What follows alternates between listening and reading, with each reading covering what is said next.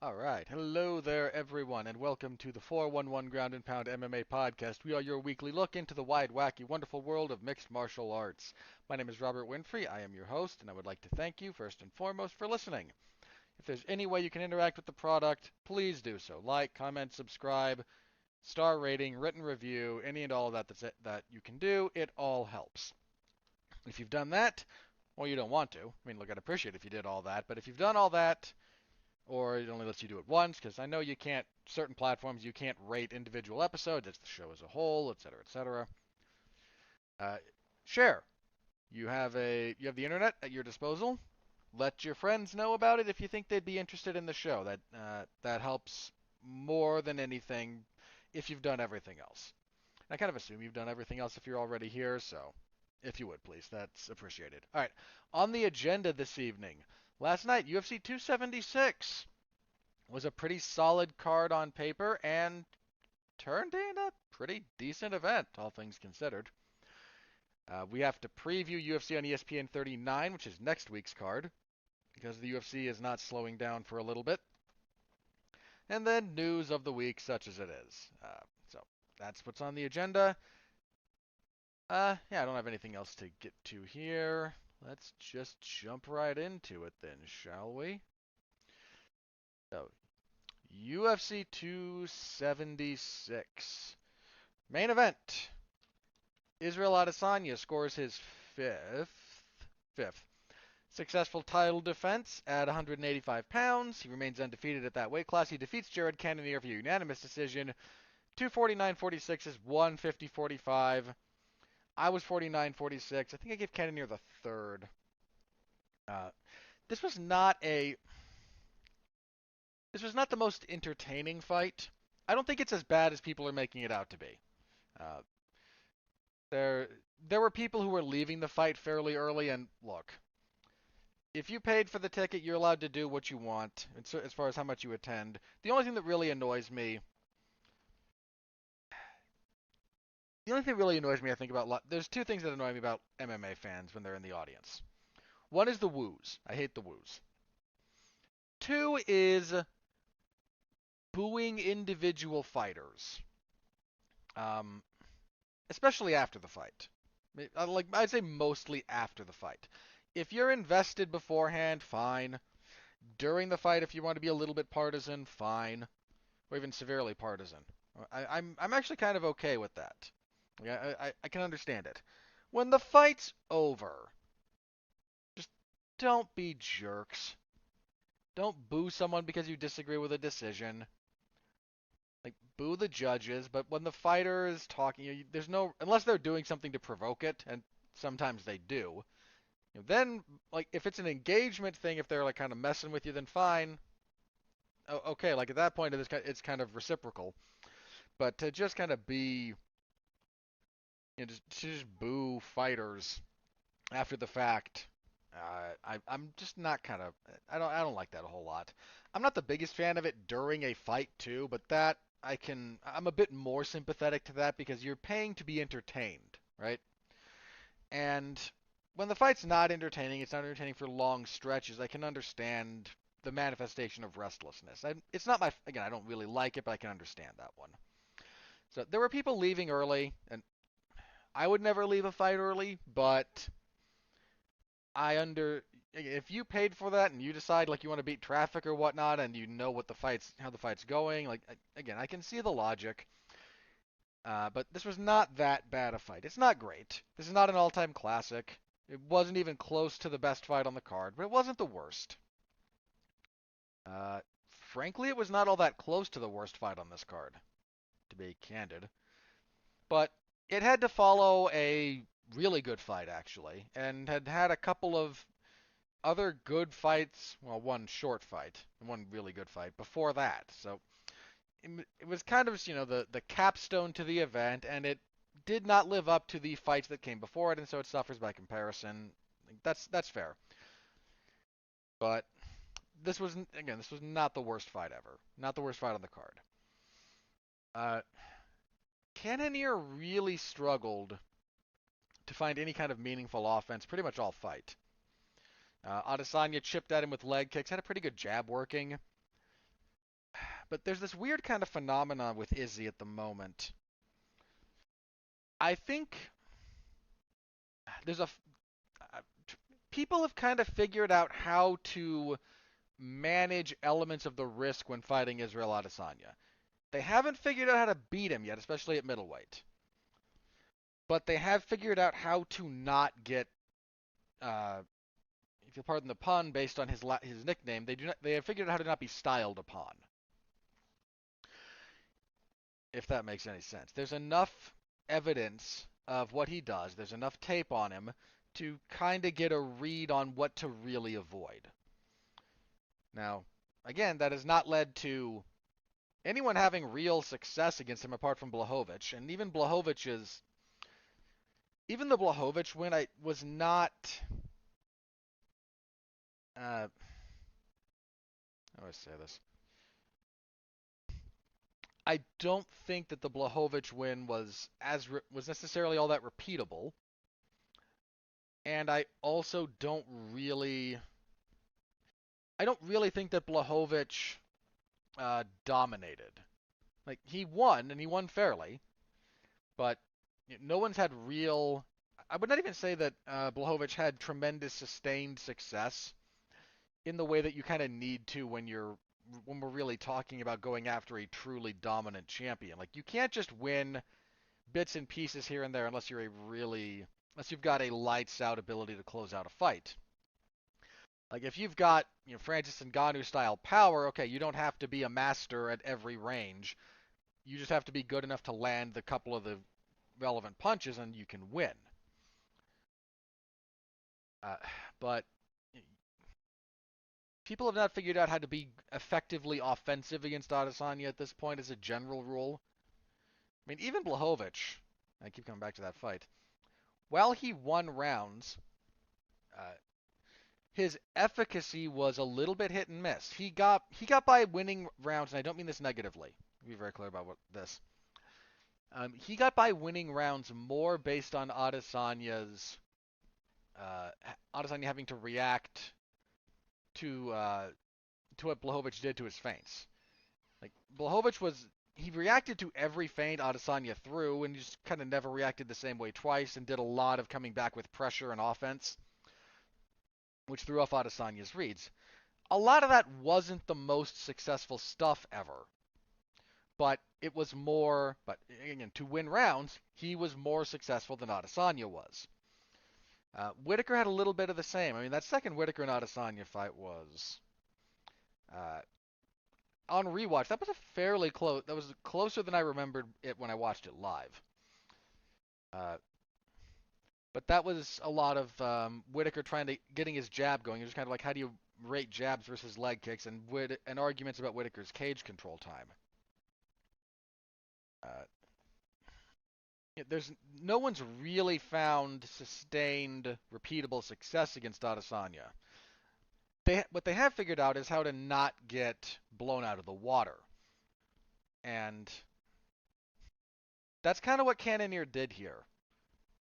He didn't land all that much. He landed a few leg kicks throughout the first half of the fight. He was willing to leg kick with Adesanya, which I think was a good idea.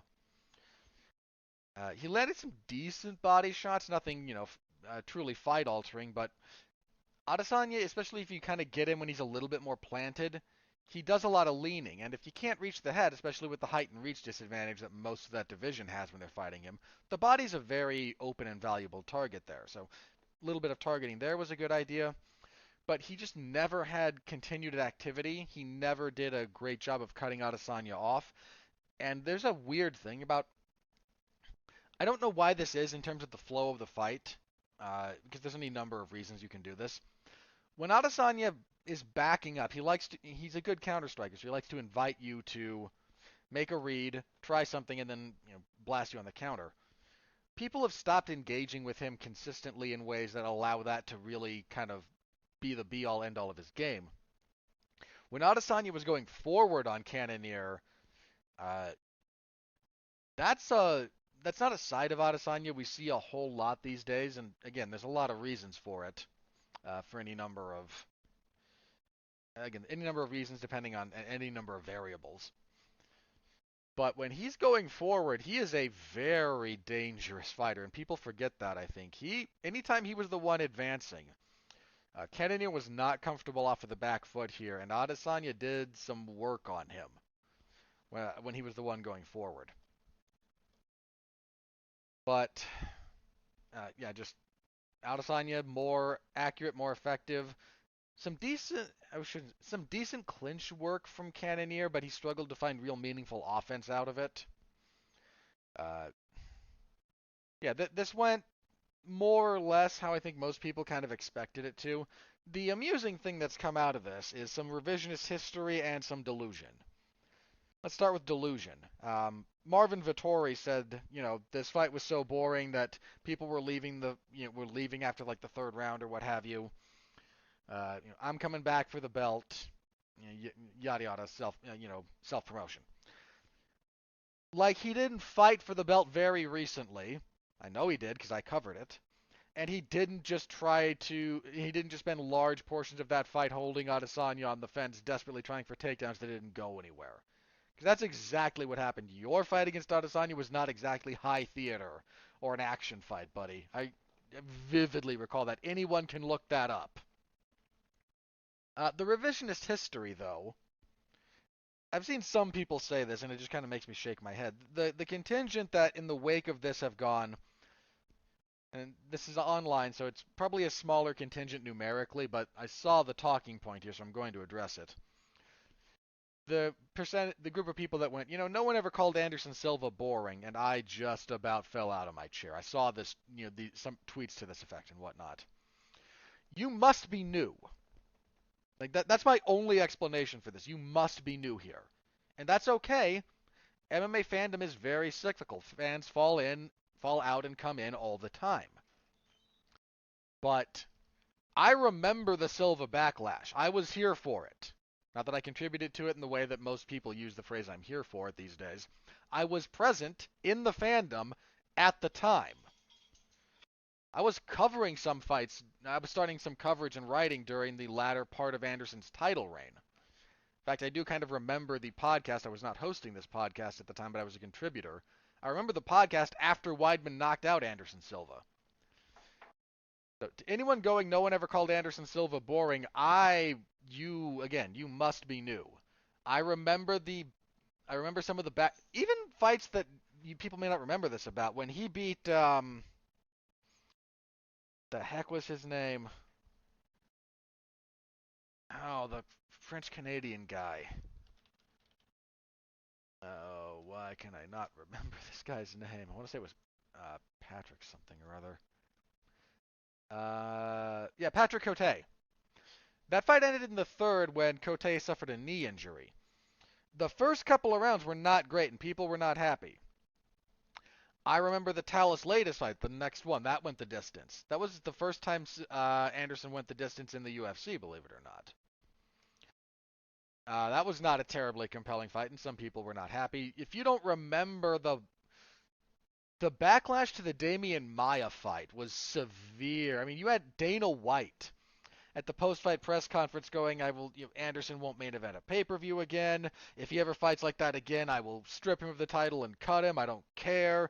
Because Dana was at that point much more. If you think Dana's prone to, hyperbole now, you really should look up some of the stuff that he was doing, mid to late 2000s. That was something else. That was absolutely something else. So I remember these things. There was a very serious backlash against Anderson Silva at some points. And not to make this comparison necessarily, but in a similar vein, look at the backlash that Floyd Mayweather suffered. To be clear, I am not calling Israel Adesanya the Floyd Mayweather of MMA. That's not accurate at all, for a variety of reasons. But you had the same kind of fan backlash to why are you fighting so boring when he's winning, and winning is the most important component. Adesanya has adjusted his style a little bit. I think if you look back, he's adjusted a lot of what he does. He's a little bit more risk Not risk averse. That's really the wrong way to phrase this. He manages a fight much better now than he did earlier in his run. And I think it serviced him very, very well. He doesn't take a lot of damage, and he doesn't get hit very often, and he's not losing. And the other component of this, the other fighter, Jared Cannonier in this fight, his corner was brutally honest with him, uh, especially going into the last round. Now, this is a point that commentary always talks about inevitably during the course of a fight. When a corner is communicating with their fighter, why aren't they being honest with them? Well, because their job is not necessarily to be honest. Their job is to protect the fighter and to help facilitate the best performance. Sometimes that's not being honest with the fighter. You're trying to get the best out of them and help them perform to their best. That doesn't always mean honesty. That means putting them in the proper headspace to perform physically. Now, sometimes that does mean honesty. Sometimes it means calming things down. Sometimes it means firing them up. Like, what you have to do there is very much dependent on the fighter and the coach's relationship with them. But John Crouch was very honest with Jared Cannonier going into the last round. He said, "We're down 3-1." And on one, I mean, he didn't know the judges' scorecards, but on one judge he was down 4-0. On the others, it was 3-1. He's telling his fighter, "You can't win a decision. You cannot win a decision here.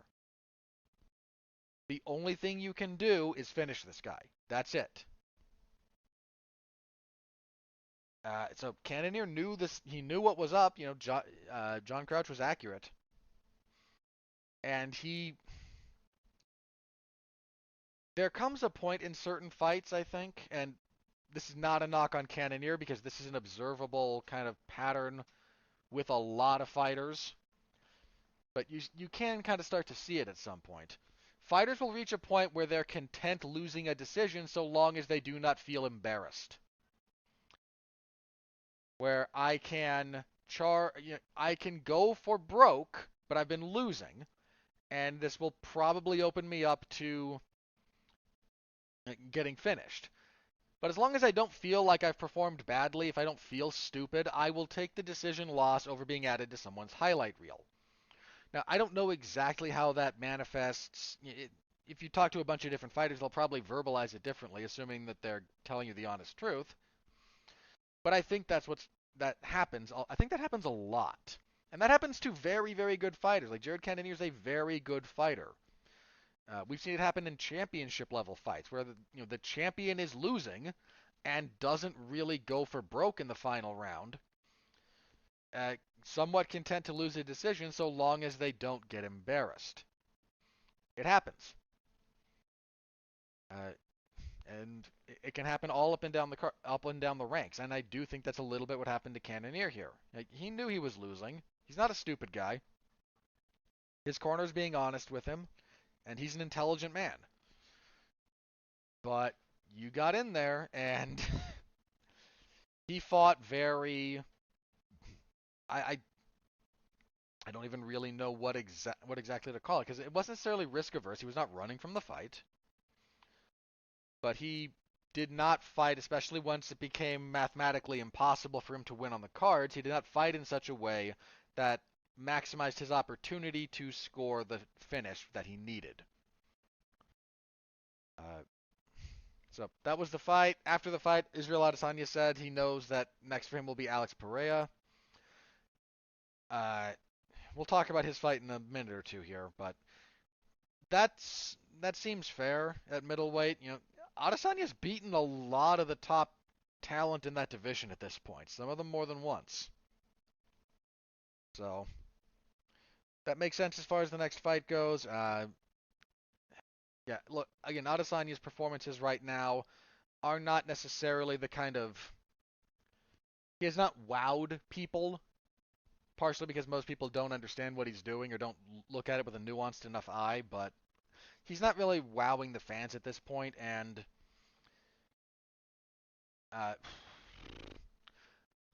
that's kind of his choice. As far as how he plays that out in the cage, so be it. And I said this before. I said this as well, and I'm going to repeat it. there's a lot of fighters and a lot of camps who have seen enough of Adesanya to avoid the most dangerous parts of his offensive game. Now, it still has not led to victory, but they can stop being smoked. And until someone figures out a way to really weaponize some of that information, or until Adesanya changes up a little bit some of his approach or what he feels in the fight, that's just kind of how it's going to be. So, main event, perfectly acceptable fight. Nothing that I'm going to remember. Nothing that I think anyone's really going to remember, but not the worst fight on the card. But let's talk about genuinely one of the most brilliant performances I've seen out of a fighter. I'm not necessarily going to say the most brilliant, but this was a truly superb outing. Featherweight champion Alexander Volkanovski defeats Max Holloway via unanimous decision 50-45 across the boards. This was not a close fight. And look, I said this about their first fight. That was not close. It was very competitive, but it was not close. Their second fight was extremely close. This was not at all. I'm trying to remember what I think the closest round was. It was either 3 or 4.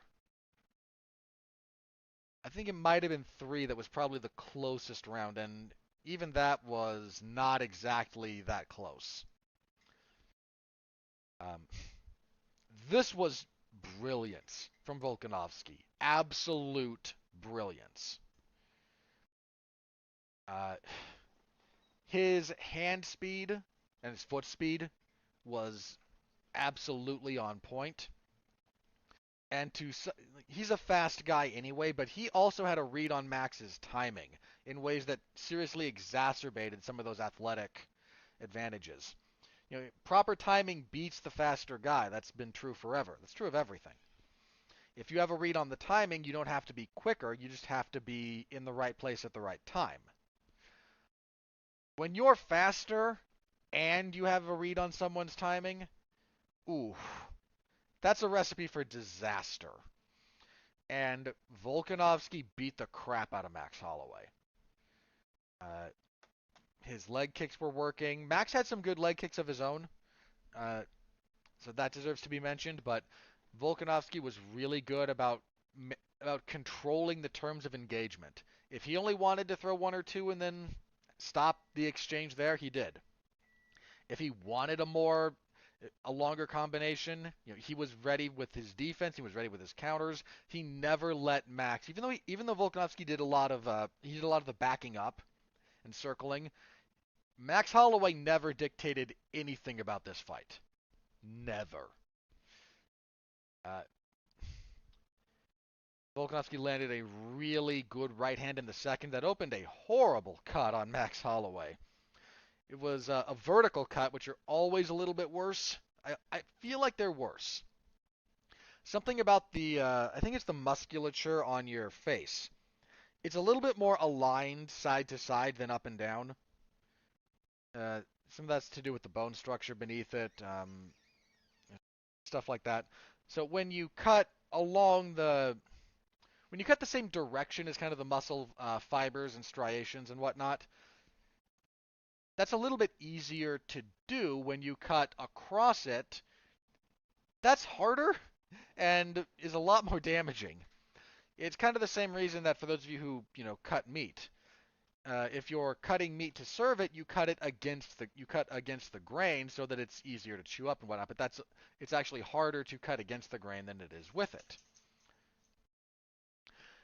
And when you get those big vertical cuts, like those always seem worse. This one was right on the eyebrow, kind of near the bridge of the nose. This fight could have been stopped due to that cut. It wasn't, but it absolutely could have been, especially by the time we got around to like the 4th round. Could have been stopped and look, people would have pitched a fit because MMA fans, but that could have, no one who knows what they're looking at would object to that fight being stopped. Just putting it like that. That was a bad cut. He busted up Holloway's other eye, was swelling up just because of the jabs and the hooks. Uh, Anytime they got in the clinch, Volkanovski was the stronger fighter. Volkanovski landed some really good elbows in the clinch this time. Just never let Max get going. Diffused him with leg kicks, body kicks, split his timing constantly. Uh, Great angles, great footwork, great darting in and out. This would have been an exception. This would have been a great performance against anyone. Against someone the caliber of Max Holloway, it is exceptional. Because Max Holloway is still very, very good. Uh, just one of the best performances, one of the best fights. If we're just talking about like one guy, how did one guy fight? This is one of the best. It was exceptional. Max Holloway joked on Twitter, I think you need a fourth fight. He was clearly joking, like stated out afterwards. Nah, it's all good, man. So these two had, in the lead up to this fight, these two had some respectful heat. Uh, Max was fired up. Max was really fired up for this one. All fight week. If you look at his interviews, no matter who he was with, you could see it. Then he gets to the ceremonial weigh-ins and he's coming out already shirtless and just trying to feed off the crowd's energy. Like Max was here. He was very, very amped for this fight, and they never got into real kind of trash talk, and certainly nothing very insulting. But there was heat, and these two guys have always been very respectful of each other. But you can be respectful and you can still be competitive, and I think both of them were. Uh, I said this a little bit ago. I think I said it after the Chan Sung Jung fight that I think Volkanovski's the best fighter in MMA. Like if we go skill for skill, there's nothing he can't do. He's good offensively. He's good defensively. He's got power. He's one of the more. We don't think of him as one of the most sophisticated strikers in the sport, but he absolutely is. He can grapple. He's got an insane motor. Like the pace these two kept for 5 rounds was pretty darn high. Again, skill for skill, Volkanovski's the best fighter in the world. I don't know if that means you should put him at the top of your pound for pound discussion. Some people prefer ranking longer title reigns and whatnot. Like there's a bit of a debate between him and Usman, I think, at the moment. I don't do a pound for pound ranking, but who do I think is the best? That guy. That guy's the best. After the fight, he said, I'd like to go up and fight for the lightweight title, maybe keep both divisions busy. The lightweight title right now is kind of a mess. And I think if we're going to have to wait a little bit and kind of see how that sorts out before we can begin figuring out how Volkanovski would theoretically fit into the picture, because there is no lightweight champion right now. Logically, the vacant title will be contested between Charles Oliveira and Islam Makhachev. Whether that actually happens or not is another thing. Those are the top two guys in the division, my opinion. They should be the ones fighting for the belt, but there's logistic issues, there's just, stuff. You could make Volkanovski versus whoever for the vacant belt. You absolutely could. I don't.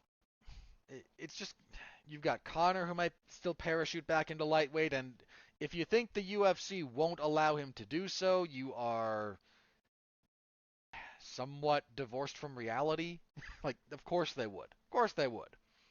He only recently got. Prior to the last set of rankings, I yelled about this a little bit, I think, on the last podcast. Because I recorded that before the most recent rankings came out. Conor McGregor was still a top 10 lightweight in the UFC. He's finally not anymore. Gamrot, I think, bumped him out of the top 10. But, I mean, he shouldn't be ranked at all. At all, at all. But he still is. And, again, the UFC, if you think they wouldn't do that, you've not been paying attention. So there's a lack of clarity at lightweight that might also be opportunistic for Volkanovski. I got thinking about this. He's not a big featherweight. He's going to be the smaller lightweight if he fights there. There's some big lightweights. I mean, on this same card, we have like Jalen Turner, who's 6'3", I think. Like, huge lightweight. So he would be smaller. But would I favor him to beat, say, Charles Oliveira? I might. As I think about that at the moment, I might in fact lean towards Volkanovski in that fight. That's not a knock on Oliveira. Like, Oliveira is maybe the best light. I think he probably is the best lightweight in the world. Now again, that doesn't mean he can't lose, but I do think he's the best. And I might favor Volkanovski to beat him. Uh, that's. I mean, more importantly, like, tell me you wouldn't love that fight. You can't tell me that fight wouldn't be awesome. However it goes, you can't tell me that wouldn't be a great fight. So that's as far as Max Holloway goes. I've seen some people kind of mention that he might be washed, might be a little bit strong of a phrase, but he's not who he used to be, which I think is true. Uh, I would like to see Max take some time off. He is paid pretty well for his. I think he streams, right? He used to stream on Twitch. I think he got an exclusive deal from. He's still stream. Let me see if I can find that actually. Is he still on Twitch?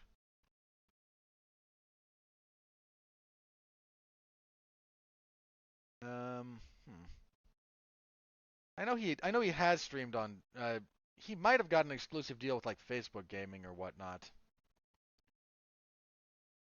Which, fine and dandy. Like if he's getting paid and paid well for that, and indicators are that he is. Uh, you know, absolutely good for him. Get paid, man.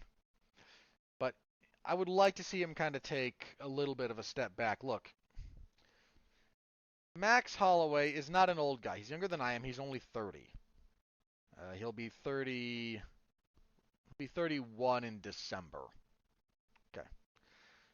So he's not old, but he started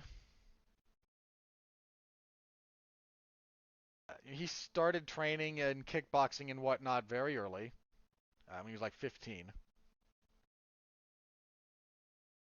And a lot of people do start fairly young when you start something. Like that doesn't mean you're taking all the abuse all the time when you're an early teenager or whatnot. But a lot of people start early, and if you continue with it, then it does kind of start.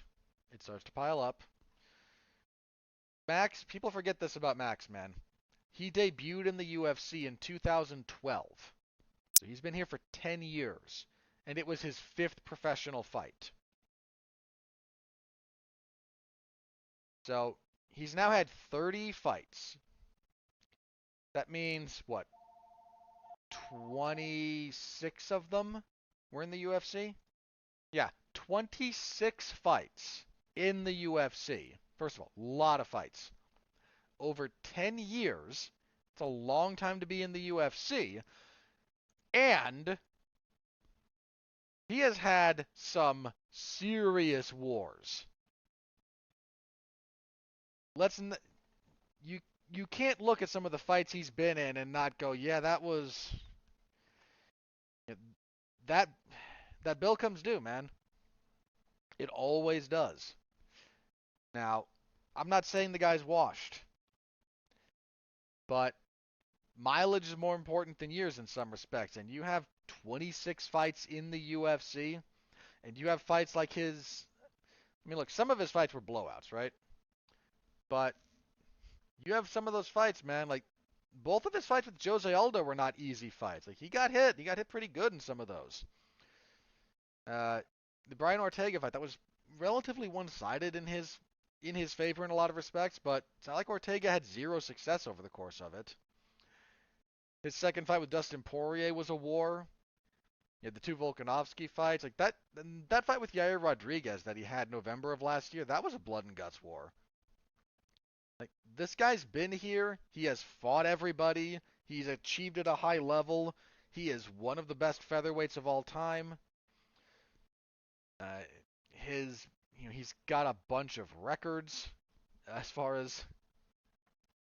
Granted, a lot of those come from the singular fight with Calvin Kattar. But I mean, he's tied for the most post-fight bonuses in the division's history. He has the most finishes in the division's history. He has the most KO and TKO wins in the division's history. He has the most wins straight up in the division's history. The longest winning streak in divisional history. Like this this is a guy who has achieved at a very, very high level. After a beating like this, and this was a beating, dude, take time. You don't have to prove anything to anybody. Let your body recover. Get right with yourself. He might move to 155. I would be curious to see him compete up there. And I don't just mean like as a one-off. You really get yourself to being a lightweight fighter. You Dustin Poirier's talked about this. Like, he used to fight at featherweight. Then when he committed to moving to lightweight, he actually got so big that lightweight became a pretty significant cut for him. And he's fought a couple of times at welterweight, not against other welterweights, but still. If Holloway makes those same kind of commitments to changing his body, I'd be curious to see him fight at lightweight. I don't know how much could he beat good lightweights. Yes, I think he could. He's that good a fighter. But I also think that that 10 years is a long time to be in the UFC. Got a lot of fights, and he's put a lot of miles on his body. And that's not free. No such thing as a free lunch. You know, you pay for that. So I don't have anything bad. I don't know exactly what he's gonna do. I wish him well. I have nothing but good things to say about Max Holloway as a general rule. So great performance out of Volkanovski. Serious, just exceptional performance out of that guy. Who, again, I think best fighter in the world, straight up. We had a middleweight fight next. Alex Pereira defeats Pereira. There's some weirdness about R's. I double checked this about Portuguese the other day because it was bugging me. Anything that starts with an R, you get the H sound. If it's not starting the word, the double R, I believe, makes an H. But other than that, the R should make an R sound. So I might be an accent thing in there as well. I genuinely don't know. Maybe because like Horian Gracie is Horian, not that's Roiron. So the second R is an R, not an H. Or Henner, not Henne, it's Henner. So I don't know. I'm going to just trust me that I'm operating in good faith. That's all I can really ask about this. Anyway, Alex Pereira defeats Sean Strickland via knockout punches, 2:36 of the first round. I did not expect Sean Strickland to fight like an idiot. When I say like an idiot, I don't mean like a jackass, and if you've ever trained, you know what fighting like a jackass is. He fought like an idiot. He kept his hands a bit low, and he just kind of marched forward at Pereira and let Pereira just circle, snipe at him, pick at him, leg kick him, body kick him, punch him, find angles because Strickland's always coming in on a straight line. This was absolutely how not to fight Alex Pereira. Just, you ever want to know how not to fight this guy? Watch this fight. Sean Strickland is a very good fighter. I'm not trying to bury the guy here. He's a very good fighter. He had a long winning streak and earned every bit of it.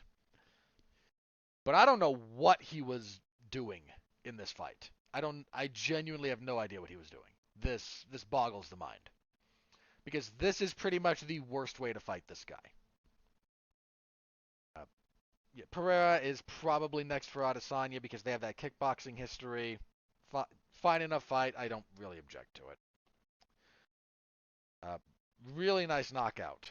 Really nice knockout from Pereira. So there was that at least. Next up at welterweight, Brian Barberena defeats Robbie Lawler via TKO punches and elbows, 4:47 of the second. This was your fight of the night, yeah? Yeah. Uh, this was kind of a study in volume versus power. Barberena kept a very high output, whether he was backing Lawler up or being backed up. He just kept punching, throwing elbows, throwing kicks. Lawler was a little bit more economical with his volume, but hit a lot harder. And he hit Barberena hard more than once. Like, these two busted each other up. But Barberena's volume, just you keep going, you're going to start wearing the guy down, you're going to start finding success. He started hurting him, clipped him, backed him into the fence, never let him off the hook. Fight of the night, deservedly so. Very fun brawl. Biggest win of Barberena's career by a long shot. I don't know. I don't think his ceiling is all that high, and I don't mean that like we're talking welterweight. So the top of that division is a very, very high ceiling. I don't quite think he's there, but you beat a legend, and Robbie Lawler's a legend. It's a big win. It's a real big win. So kudos to him for that. I was half worried Lawler was going to hang him up after this. We had another retirement earlier that I'll get to when we get to it. And he's got a lot of years. Dude, Lawler has both years and miles. Just out the wazoo. Right? Lawler debuted in 2001. Like, he and I think Arlovsky are the only two guys fighting in the UFC at the moment that have professional fights recorded from before September 11th. Think about that for just a second. Robbie Lawler's been doing this since your family could walk with you and wait with you at the gate for your flight. For those of you who are very young, you may not be aware of this. There was a time you still had like airport security was different, man. You still had metal detectors and whatnot. Like it was still kind of a process. But I flew a fair bit as a kid, at least twice every year because I would go down to my grandparents for a couple of weeks during the summer, and that was always a flight. So I've flown a fair bit, and for a while it was we would all, we'd get there when we got there. We'd all wait in the area around the gate together. You know, those benches and the seats out, and if my parents were putting me on. If I was coming back, then it's my parents, my grandparents would be there to see us off. Like it was a thing. You could literally be there by the gate. These two guys have been, guys like that have been fighting since that was the norm. You got a guy with 21 years, over 21 years, April of '01. Bobby Lawler's been fighting a long time, and he's got a lot of fights. He's got 46 fights, and he's got a lot of wars during that particular time frame. I mean, look, it's easy to say it.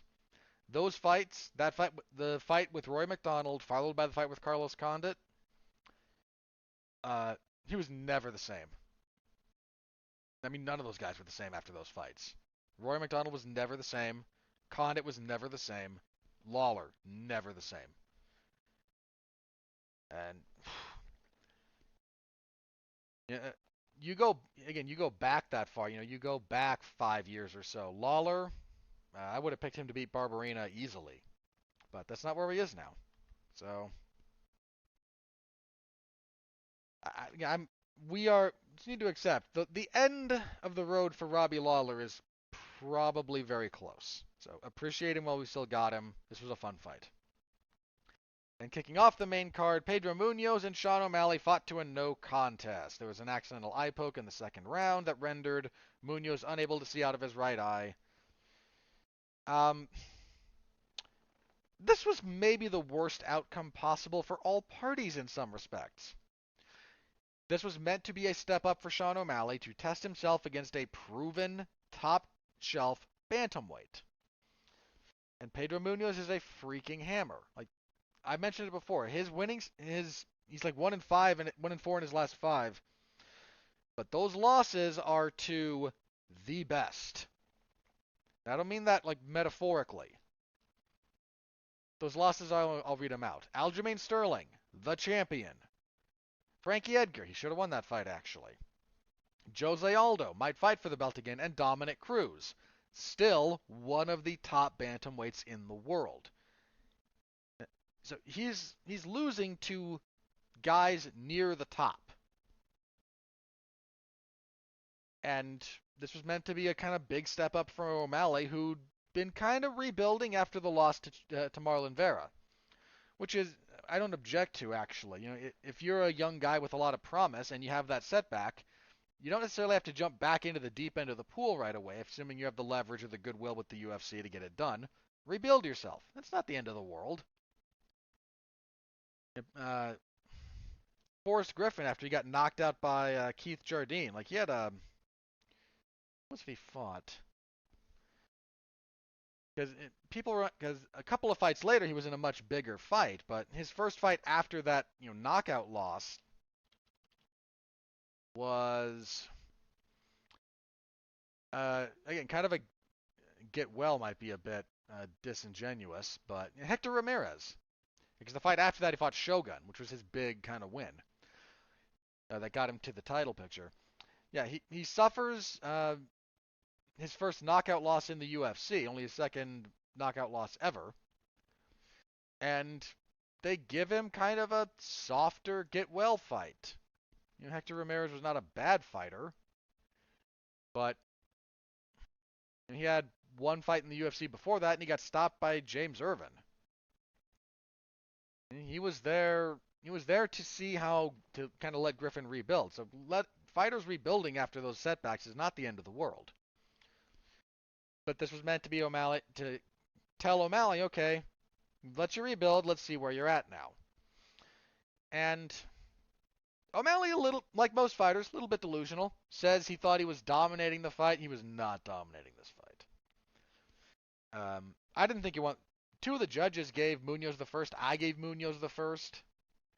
I'm not saying O'Malley fought badly, but dominating, no. I mean, in the back, his post-fight stuff was like, yeah, he was looking for a way out. Sorry, miss me with that. You can absolutely miss me with these so-and-so fighter near the anyone who has achieved at that level in MMA, they are not looking for a way out. If that guy says I can't see after getting poked in the eye, and he got punched in the eye as well before getting poked, and punching the eye is legal, poking it is not. But if you poke someone in the eye after you can punch them legally there, and then if they can't see, you win. If you're hitting the eyes and then you poke them, and that is kind of the straw that breaks the camel's back, then then the foul is what caused the end of the fight, not the good legal work you've done before that. That's just how this goes. If he says he couldn't see, like, what am I gonna say? Like, this guy who's been in the trenches and been to war with the best fighters in his division was suddenly deciding, no, I want out. Please give me an easier path. That's a little bit ridiculous. But fighters say and believe what they need to say and believe to do what they do. Munoz's leg kicks were doing okay, but I think this is true of Sean O'Malley at the moment, and this is let me be clear about what I'm about to say.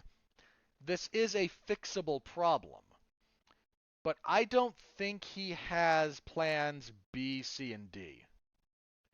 Like he's got his plan A, and it's kind of baiting you in, long, accurate punches and kicks till he finds a kill shot. If you don't engage with him on his terms, he doesn't have a whole. I haven't seen the fallback plan. Like, okay, plan A didn't work. What's next? He seems to just kind of do plan A again and again and again and again. And he might have been able to get Munoz out of there. The second round, things were tilting a little bit in O'Malley's favor when the fight ended. So that does deserve to be said. But I don't think he's got, that whole system of, okay, I can't fight at distance, I can fight in the pocket. If I can't bait you into coming forward, I can be the aggressor. If I'm the aggressor, I can, cut angles. If I don't like how I'm fighting out of orthodox, I can fight out of southpaw. He switches his stance a lot. But that was a funny thing that Munoz did. Anytime O'Malley switched stances, Munoz just switched with him, so they were always closed, and then just punted his lead leg. But I just don't think O'Malley has a lot of those secondary options at the moment. Now, this is workable. This is a thing that can be addressed, and addressed without too much difficulty. Like, it takes work and it takes dedication, but so does fighting in general. So this is a fixable issue for him. But I do think, like, if you can neutralize his plan A, I don't think he has plan B at the moment. And this happens to a lot of fighters, by the way, especially fighters who have a lot of success early. Like, oh, my A plan is working. I'm going to go in there and knock everyone out in the first round. And I've got good power, and I've got good footwork, and I can get inside. Okay, well, what happens when you can't? But I can knock everybody out. Okay, but what happens when you can't? What happens when the guy's still there? When he eats your punches and kind of is able to sustain them and fire back? What happens when he's got good footwork as well and keeps you on the outside? What happens when he's able to land the jab and messes up your rhythm and your distance? And what happens when you can't get the takedown when you need it? What happens when I've got great jiu-jitsu. Okay, you got this guy's back. You had it for 5 minutes. You didn't do anything with it. What now? Like, it happens to a lot of probably every fighter, believe it or not. Now, whether this happens whether this epiphany happens in the training room or as a result of what happens in a professional fight will probably vary. But I imagine everyone at some point has that notion that, okay, here's my plan A, and plan A is going to work. And then you have it beaten out of you that, okay, plan A doesn't always work. And I just don't think that O'Malley's had that particular epiphany yet. So maybe if he can learn from this appropriately, like if he can go back and look at what wasn't working for him here and kind of figure out, okay, I need secondary objectives. I need other game plans. I need other avenues to open up the fight for myself. Then that's what he needs to do from this. If he comes away from this going, I was winning, I did what I did, and I'm just going to keep doing what I was doing, he's had success, not knocking that, but nobody gets all the way to the top with plan A. I mean that, nobody. Even if you look at Khabib. Khabib did not get from his UFC debut to his retirement with plan A, believe it or not. And if you might be going, what do you mean? He was always kind of a wrestler. True. But what I mean is, if you're the dominant wrestler, fine. How do you make it work? Khabib had a lot of ways to make that work. And when he came up against someone who stifled a lot of his game, people forget this fight. Unless you're trolling Khabib fans with it, most people don't remember this fight. When he fought Gleison Tibau in his second UFC fight, Tibau neutralized a lot of what Khabib likes to do. To Khabib's credit, despite winning the fight, he looked at what worked and what didn't and refined what he was doing because he needed other ways to make it work for him, and he found them. And so that's what I mean. You want to be the dominant striker? Cool. Absolutely cool. Francis Ngannou did not get to the UFC heavyweight title with plan A.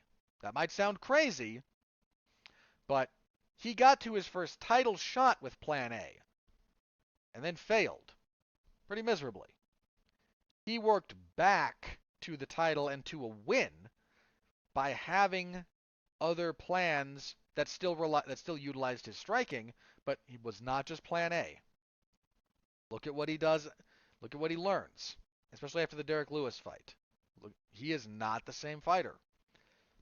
He does not fight the same way. He's still a striker, but look at his setups, look at his footwork, look at what he does to open up striking opportunities for himself.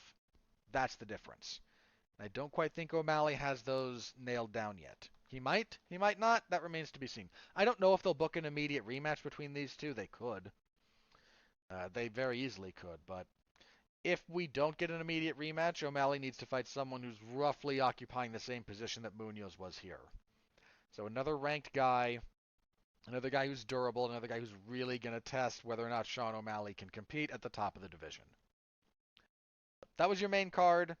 Couple of a good finish, a good little back and forth brawl, a great performance out of Volkanovski, and the main event that didn't quite live up to what came before it, but was by no means was that a bad fight. As for the prelims, ooh boy, Jalen Turner defeats Brad Riddell via guillotine choke in 45 seconds. Turner's got an absurd frame for lightweight. He is, I said, like he's 6'3", long body. That guy has long limbs. He is lanky. Cracked Riddell with a right hand. Like Riddell's landing a kick. And commentary brought this up. I think it was Cormier who brought it up, and it's true. Most of the time, if I'm in range where I can kick you, you are out of range to punch me. This is true most of the time, like vast majority of the time. You need to be aware of when it's not, when you're not in one of those circumstances. And when you fight Jalen Turner, that is not true necessarily. Riddell landed a kick, and Turner cracked him with a right hand, got closer, hit him with an uppercut. Riddell kind of panic wrestled. Turner grabbed a guillotine, pushed him over, got the mount with it.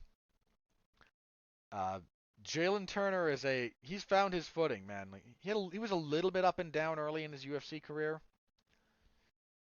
I mean, he debuted at welterweight and got blown out of the water by Vicente Luque. Moved back to welterweight, again, a little bit up and down. Had a loss in there to Matt Frivola, but since then, he's now won 5 in a row. And he should be, Riddell was number 14, I think, coming into this.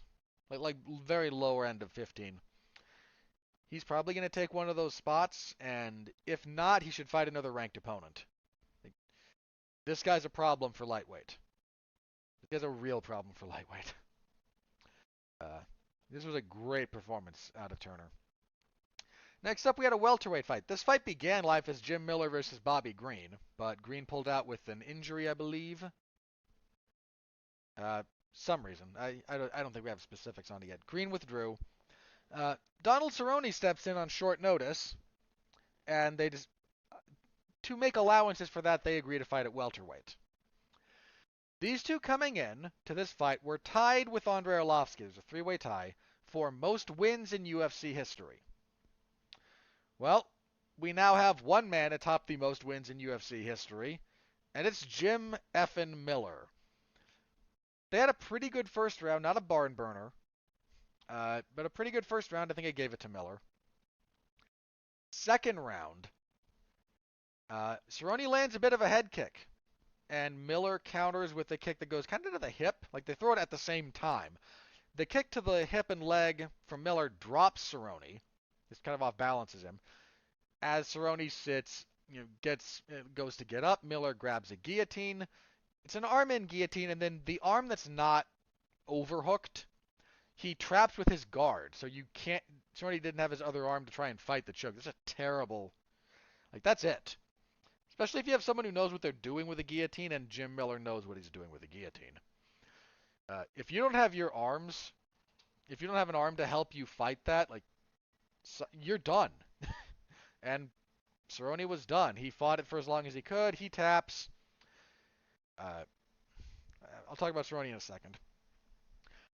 So Jim Miller draws even with Cerrone. These two fought like 8 years ago, and Cerrone won via head kick in the second. It's a pretty good fight, actually, the first time they fought. This was not a bad fight, straight up.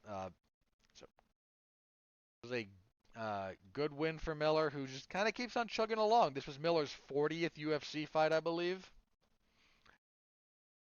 Let me double check that. He said it was number 40, so yeah. He has most wins in UFC history at 24, most bouts at 40. He has the most lightweight. I mean, this was at welterweight, so that doesn't really matter. So another finish. So I don't know where he stands all time in terms of finishes. He might be second. I think he and Cerrone are tied at 16. Or for most finishes. I think Arlovski's at the. Is Arlovski at the top of that list? It's not Arlovski. Who is? Let me have a quick look at that one.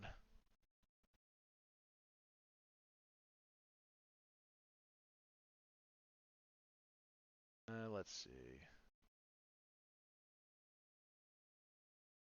Has the most finishes all time.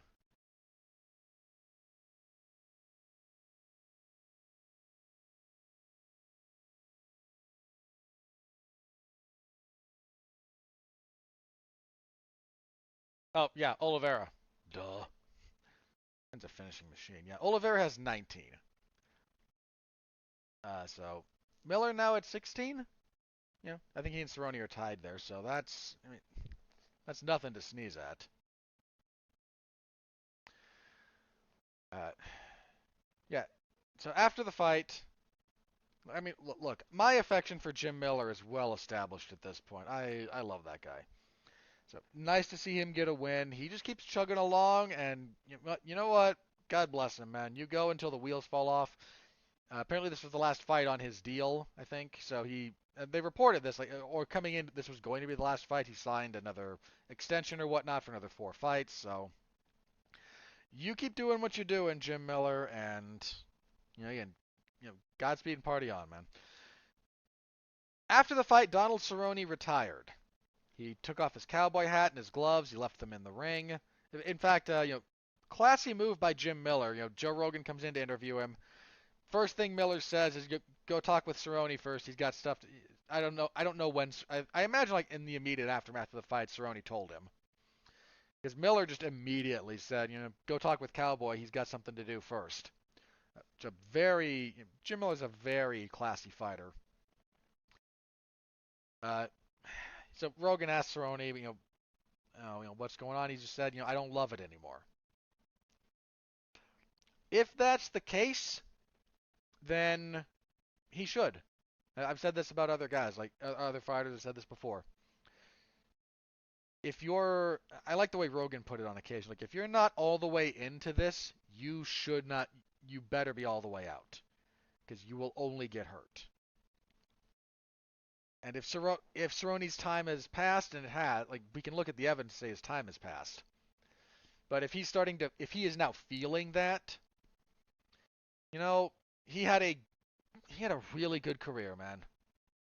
He had a really good career, and given how the UFC does their Hall of Fame, I would consider him a lock for it.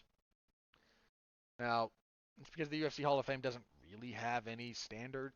I'm going to say this. I'm going to say this way, and I understand that I don't. This is not as insulting as it is sounding. But the UFC has no established standards for being in the Hall of Fame. They don't. They have a few, probably some loose guidelines, I suppose, but they don't. They don't have baselines that you have to hit, right? You don't have to have been a champion. You don't have to have defended the title. You don't have to. You look at any other sports Hall of Fame, and most of those other sports don't run their halls of fame. The Hall of Fame is kind of a separate entity, and it has benchmarks you have to hit. Be around so long, achieve so many statistics, blah blah blah blah blah blah. The UFC doesn't have that. And given how the UFC operates, they like Cerrone, fans like Cerrone, so why not? It's probably a bit of the logic there. Let me look. Cerrone, when did he debut? Yeah, Cerrone debuted in 2006. So he's been doing this for a while. If you count up, forget who tweeted this, but I think it's true. If you do the thing where we kind of aggregate the four major organizations, so UFC, WEC, Strikeforce, and Pride, Donald Cerrone has the most fight appearances of any one fighter when you aggregate all of those. So if you count up all of his WEC fights and his UFC fights, he has more appearances than anyone else. Again, I mentioned Jim Miller has 40 UFC fights. Cerrone did not have that, but Cerrone, in addition to all of his UFC bouts, had 3, 4, 6, 7, 8, 9. When he had 10 WEC fights. So, how many fights does he have total? He has 55 total fights. All but 7 of those were in the WEC or UFC. So 42?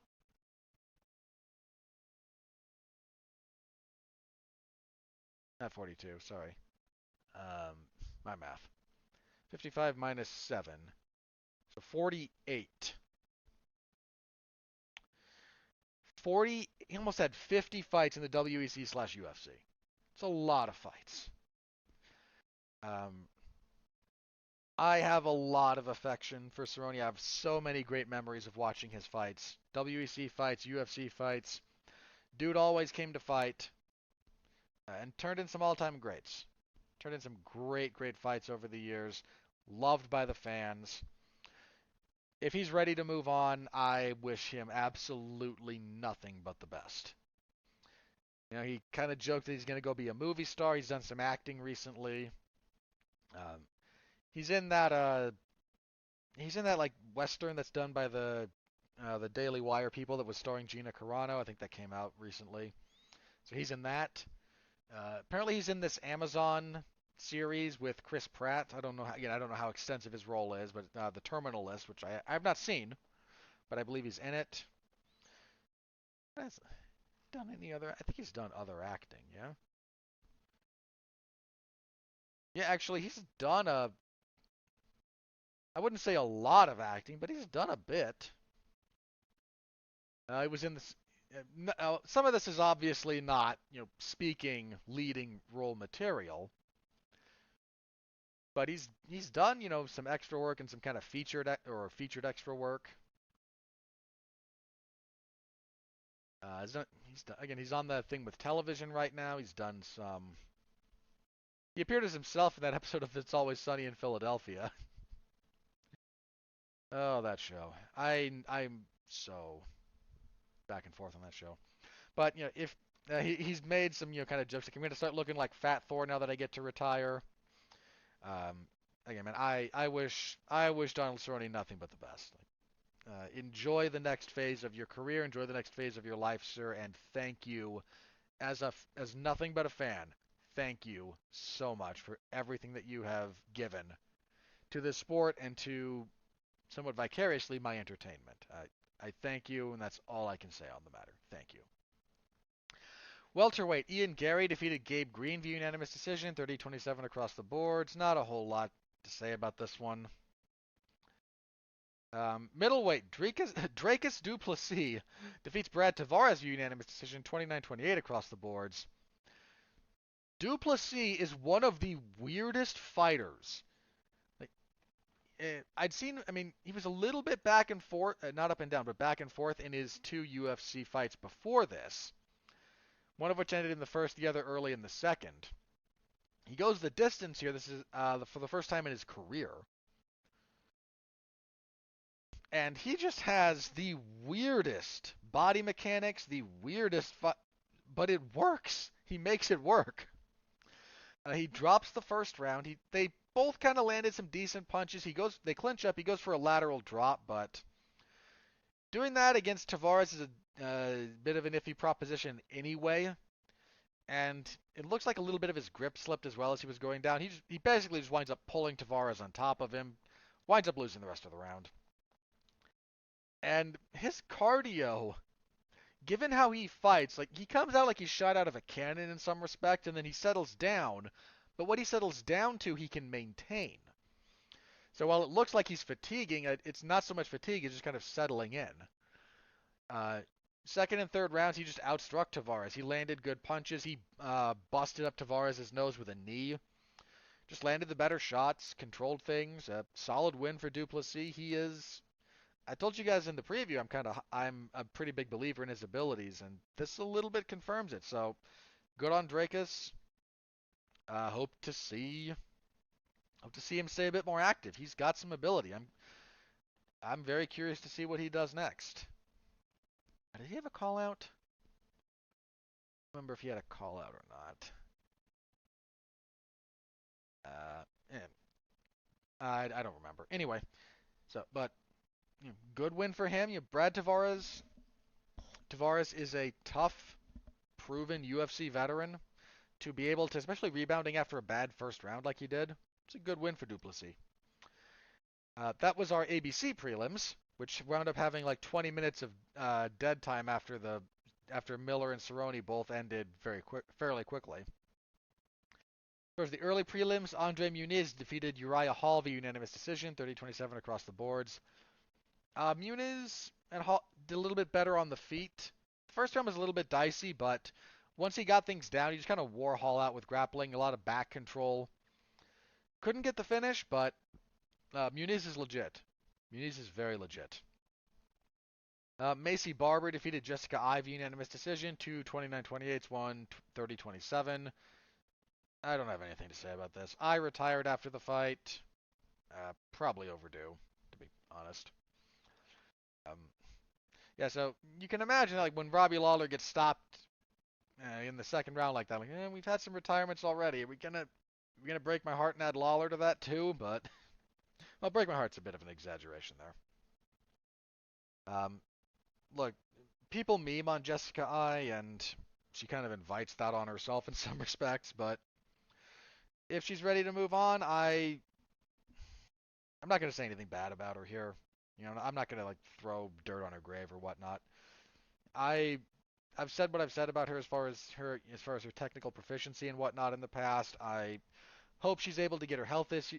She's had a lot of health issues, so I hope she is in a position to move on with her life and find success in what she does next. So, good luck to her with that. Macy Barber says still has aspirations for the belt. Fair enough. It's good to have goals and aspirations. I've still never been all that like very impressed with Barber. She gets some wins, but she's never really kind of stood out to me. But keep climbing. And she's gonna keep trying to climb the ladder. I keep climbing the ladder. She's young. There are some physical gifts there. If she can kind of bring all of it to bear, who knows? Women's flyweight is a division that desperately needs help in some of those areas. And kicking everything off, Yulia Stoliarenko defeated Jessica Rose Clark via armbar 42 seconds of the first round. She broke Clark's arm. The elbow was just popped bad.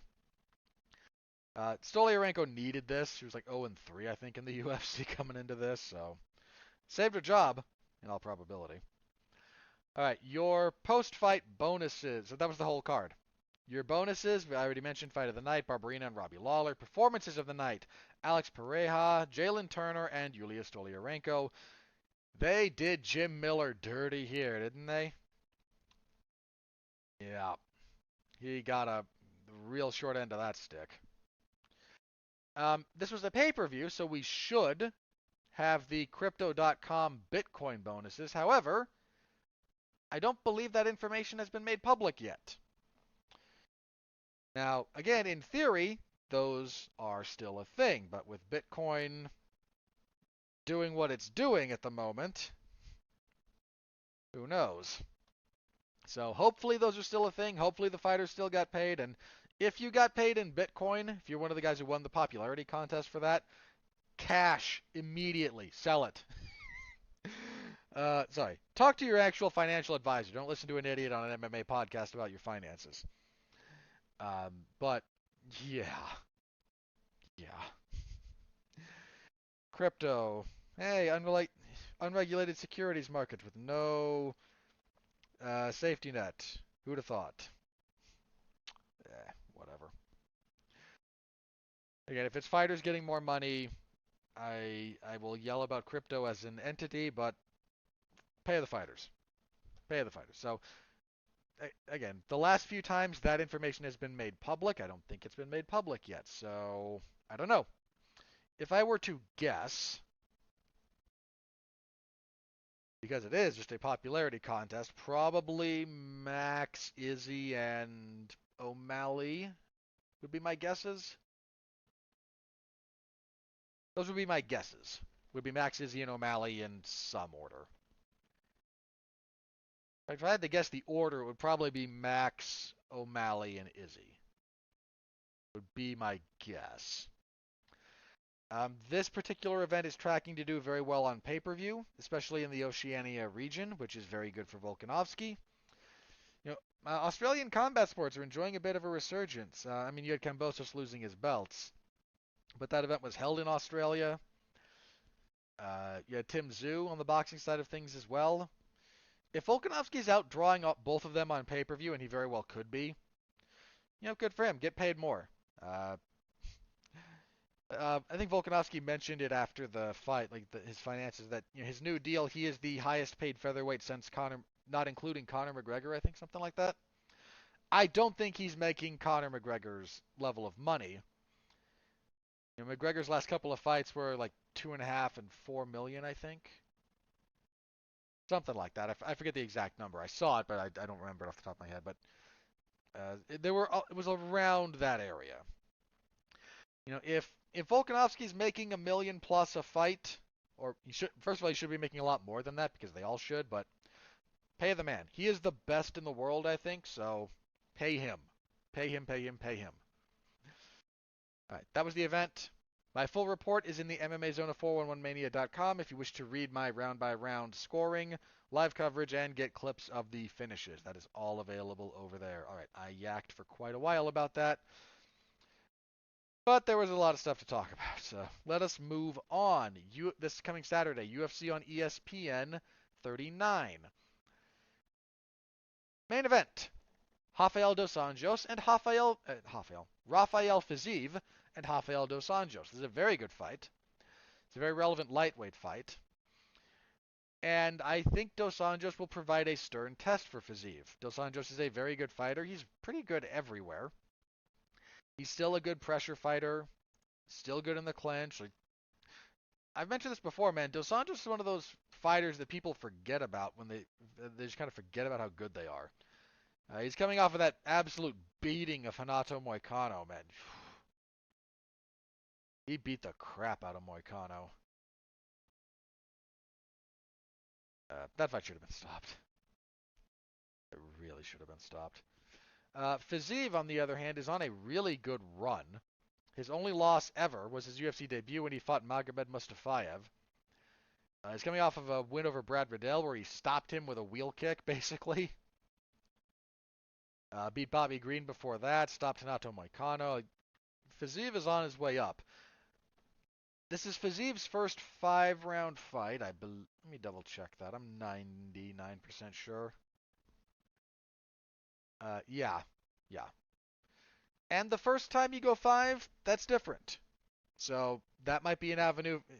If Dos Anjos is going to have a good shot at winning this, it is by extending the fight long.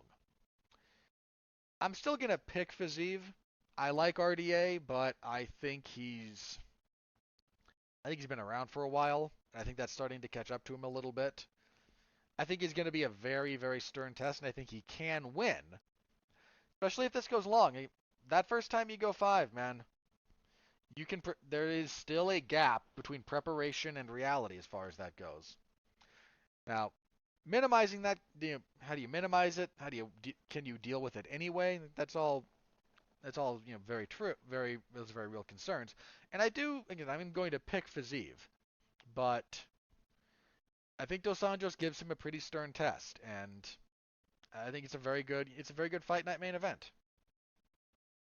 The rest of this card a little bit not so much. So your next fight down, your co-main event, Caio Borralho against Armen Petrosyan. They're giving Petrosyan another setup here, basically. Petrosyan, I want to make sure I'm correct about this. I'm 90% sure, but I believe he is one of those guys that came out of the Glendale Fight Club.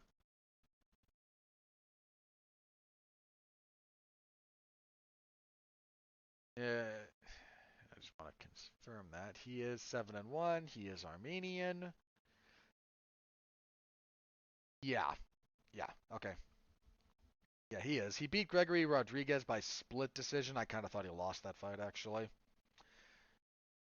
Oh, he's not a... No, he does not fight out of Glendale. He fights out of Academy MMA?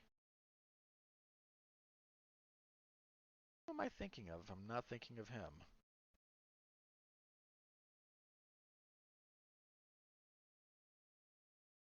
Huh.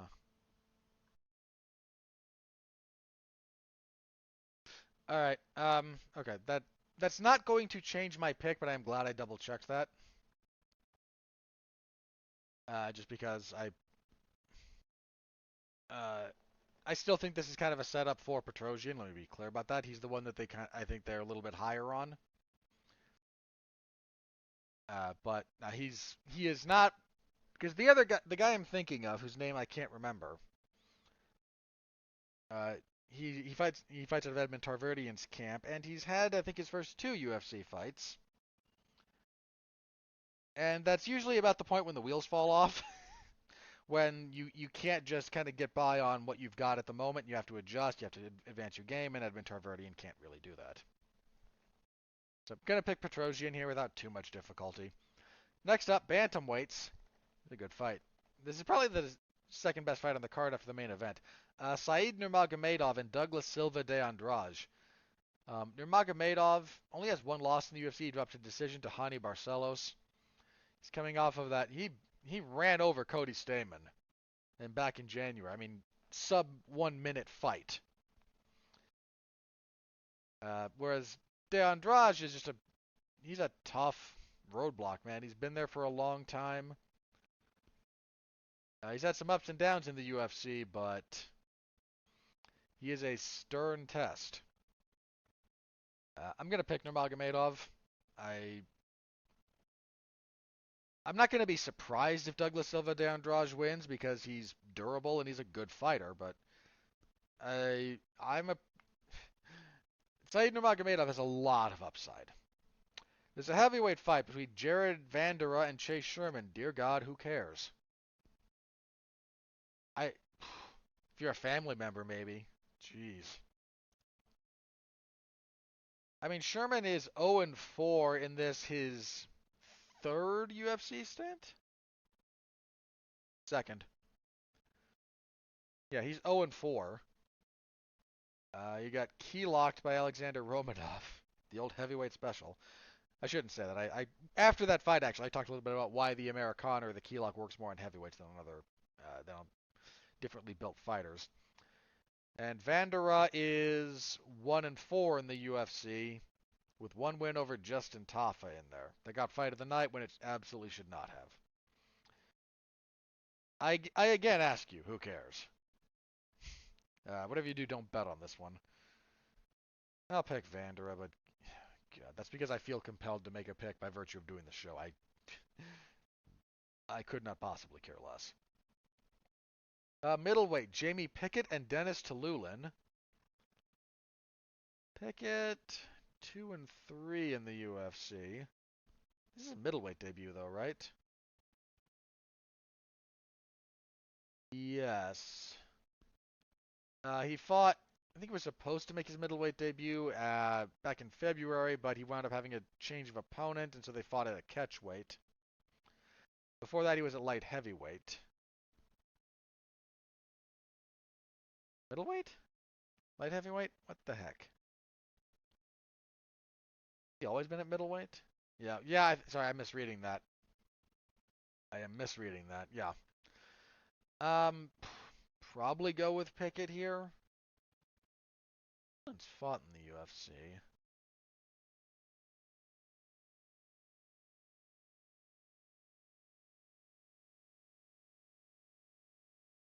Didn't fall out, did it? No, did not fall out.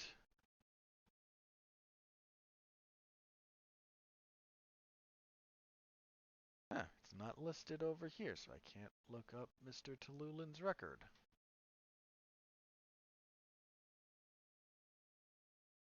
Well, that is slightly annoying. I know he's fought in the UFC because I recognize the name. I'll pick Pickett, but I'm not sold on that. At lightweight, Michael Johnson and Jamie Malarkey. Michael Johnson. You will not find someone with more flashes of brilliance, but who is unable to sustain them. He is coming off of a win. He beat Alan Patrick to break a 4-fight losing streak. Lost to Jalen Turner. Malarkey's too hittable.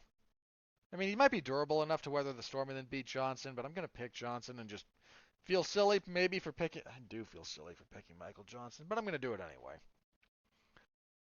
That at the moment is the main card. I don't know that this is the official finalized bout order yet. As for the prelims, Cynthia Calvillo and Nina Nunes. Calvillo needs a win bad. A 3-fight losing streak. I mean, Nina Nunes is lost her last couple of fights. I'll pick Calvillo, but if she can't get it done here, we might have to officially move her into the bust category. Bantamweight Ayman Zahabi and Ricky Tercios.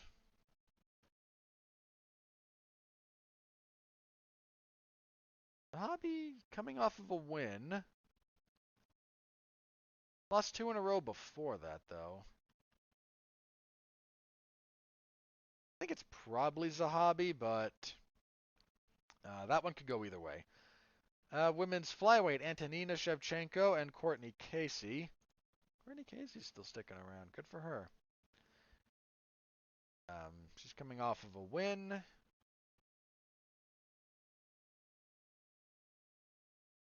see. There's Antonina's coming off of a stoppage loss to Casey O'Neill. I'm probably going to go with Shevchenko, but yeah, I'm going to go with Shevchenko, but that's a slight lean. There's not a lot of faith in that particular pick. Middleweights Tristan Gore and Cody Brundage. Gore is 3-1. He is coming off of a loss in his UFC debut. He was supposed to fight on the finale of The Ultimate Fighter season whatever, who cares. Got injured. They brought him back to fight the guy who did win that season, and then he lost. I think they're trying to give him a softer touch here. Brundage is 7-2. He is 1-1 in the UFC. Actually, I'm still gonna pick Brundage, and if I'm wrong, I'm wrong. But I'm picking Brundage. Let's see. Carl Robertson and Kennedy Nzechukwu.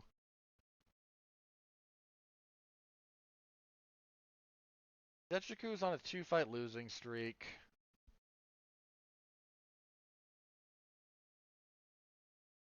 Whereas Robertson on a 3-fight losing streak. This feels like it's designed to get Nzechukwu back on the horse. What it feels like. Sure, I'll pick that way as well. I won't be surprised if Robertson does this because the UFC is a lot higher on Nzechukwu than I am. Then a bantamweight fight between Ronnie Lawrence and Said Yakub Kakhramonov. I was relatively impressed with Said Yakub Kakhramonov. He is 9-2 overall. Won his UFC debut. Ronnie Lawrence is a tough guy, man. Got 2 wins in the UFC. He's a tough wrestler. Like this is a surprisingly good fight here. I think I'm gonna lean towards Kakhramonov, but that's a lean and not much more than that. That's a surprisingly good fight. And theoretically, somewhere on this card, Austin Lingo will fight David Onama. I don't mind picking Lingo there in the dark. Not in the dark, but assuming that fight is still happening here, I don't mind picking Lingo. And that is the card. I will be covering it July 9th on Saturday, UFC over in the MMA zone of 411mania.com. Please do stop by and say hello if you are so inclined. I always appreciate it.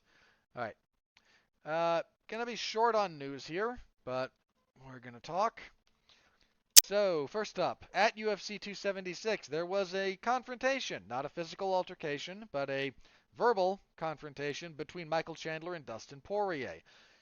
This was recorded by a bunch of people around them. It's been released. It's on the internet. You can hear them arguing and kind of getting after it. That seems to be the fight to make next. So be on the lookout for that fight to become official in the near future. And it will be a glorious fight when it does. Let's see. Kamaru Usman, the UFC welterweight champion, has been making noise about potentially going after bigger game. He's now saying he wishes to bypass middleweight and fight at light heavyweight, and I laugh. The size disparity at light heavyweight would be comical. But if he wants to try, hey, you know what? Get paid, man. If you think you can, if that's something you want to try, knock yourself out. But as good as a fighter as Kamaru Usman is, and he's a very, very good fighter, probably he's one of the best fighters in the world. He's straight up one of the very best. I do not think he would have tremendous success fighting in light heavyweight. Just gonna phrase it like that. All right, that is the news that I had written down. Let us check Twitter, and if nothing is broken, we will get into plugs and get out of here. All right, nope, nothing new. So, what do we got for plugs? Last week, there were some movie reviews. Myself, Mark Radulich, and Alexis Haina reviewed Chippendale Rescue Rangers, which is streaming on Disney Plus, and Lightyear, which, well, sorry, I believe I'm a week off on that. That was 2 weeks ago. Lightyear still bombed. Last week, Mark Radulich and I over on Damn You Hollywood did a double review with Jason Teasley talking Elvis, the Baz Luhrmann biopic on Elvis Presley, and The Black Phone, the supernatural thriller horror movie starring Ethan Hawke and some child actors, some of whom were pretty darn good. So if you're interested in our thoughts on that, go over to Damn You Hollywood. That's where I do all my movie podcasting, and we talk about those. We talk those movies. This week, there was only one movie to discuss this week, but you know it, you love it. It's a joke between myself and Mark. We will be discussing this Tuesday on Damn You Hollywood, Minions: The Rise of Gru. So that will be again Tuesday evening. If you're curious about any of that, my other podcasts are over at the W2M network. So give that a listen, or you can just type Damn You Hollywood into whatever your podcast platform of choice happens to be, and I'm sure you can find it. Now, that is my only other podcasting thing this coming week. As for other stuff I will be doing, I cover professional wrestling a few nights a week over in the Wrestling Zone of 411mania.com. AEW's Dark Elevation on Monday, MLW on Thursday, WWE SmackDown on Friday. Last week I covered Monday Night Raw, which was a thing, I suppose, technically. I don't remember any of it. Well, I just realized that. I literally remember nothing from that show. State of Raw, ladies and gentlemen. And UFC on ESPN 39, of course, on Saturday. We will be back here next week to review UFC on ESPN 39 and to preview UFC on ABC 3, headlined by Brian Ortega and Yair Rodriguez. That's actually a very good fight. Also on that card, what else is on that card? Yeah, they're in New York for that one. Yeah. What else is on that card? That's not a bad card, actually. So, Ortega and Rodriguez, good main event. I don't care about Waterson and Lemos. Li Jingliang and Muslim Salakov's pretty good. Shane Burgos and Charles Jourdain, that'll be good. I don't care about Murphy and Tate. I didn't care about it when it was booked for the card that just happened.